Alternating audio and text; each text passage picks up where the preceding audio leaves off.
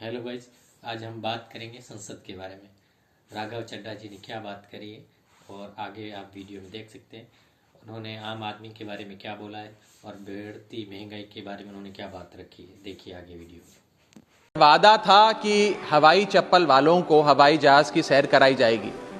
आलम यह है सर कि बाटा कंपनी का जूता पहनने वाला भी आज हवाई जहाज की टिकट नहीं खरीद पा रहा है। हमें इस देश में एयर यात्रा को लग्जरी ट्रैवल नहीं बताना सर, आम ट्रैवल बनाना है जैसे कि ट्रेन का है।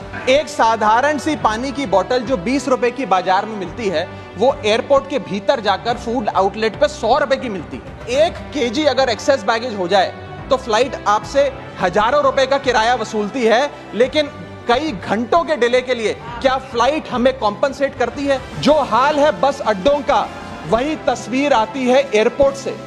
चाय हो या समोसा नहीं मिल रहा 500 रुपए के नोट से। कब तक आम आदमी मरता रहेगा एयरपोर्ट की छत गिरने की चोट से? जनता की मुश्किलें तो पल भर में मिट जाएं अगर सरकार को फुर्सत मिल जाए चुनाव या वोट से। मैं इस देश के आम हवाई यात्री का दर्द आप सबके सामने रखना चाहूंगा।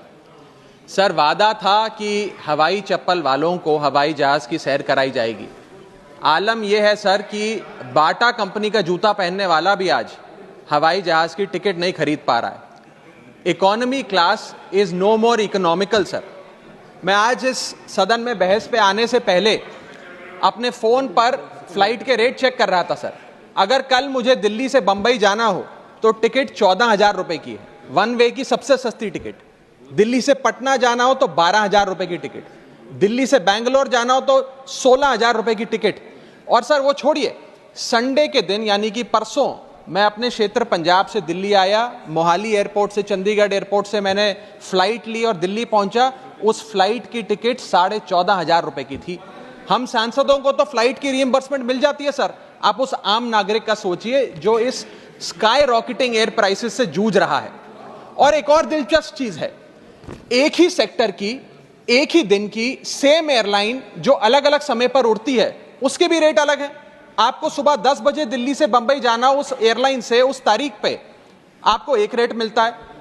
2 बजे की दोपहर की टिकट लेते हैं उसी एयरलाइन पे, उसी दिन पे वो उससे दोगुनी हो जाती है। न जाने क्या लॉजिक है सर। हमें इस देश में एयर यात्रा को लग्जरी ट्रैवल नहीं बताना सर, आम ट्रैवल बनाना है जैसे कि ट्रेन का है। और सबसे बड़ी बात सर, इस देश में जहाज में उड़ना और जहाज में उड़ के अपनी मंजिल तक पहुंचना आज भी इस देश की बहुत बड़ी आबादी के लिए एक सपना है। अगर ट्रैवल की रफ्तार बढ़ेगी तभी इस देश की रफ्तार बढ़ेगी। सर, दूसरा दर्द जो इस देश का आम आदमी रोज उससे जूझ रहा है वो है over crowded airports.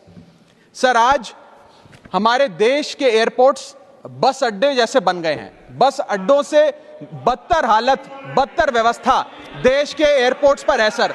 Sir, terminal 1 चले जाइए दिल्ली के, टर्मिनल 2 चले जाइए दिल्ली के, आप हालात देखिए। सिक्योरिटी लाइन से लेकर चेक इन लाइन तक लोग लाइनों में खड़े हैं और लाइनों में खड़े हैं और उसके बाद उनकी फ्लाइट भी इस चक्कर में मिस हो जाती है।